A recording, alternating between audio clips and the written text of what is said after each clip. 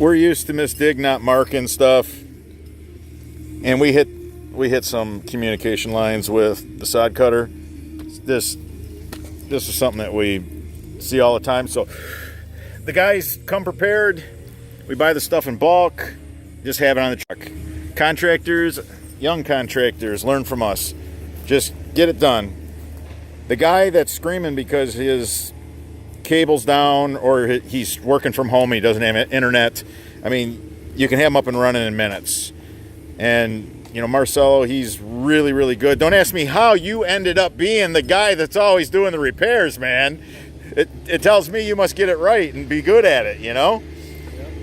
So we typically try to put this stuff together immediately so that homeowners don't come out saying, hey, did you hit my line? You got to go into that conversation. All contractors know what conversation I'm talking about. So just carry Mr. Scott.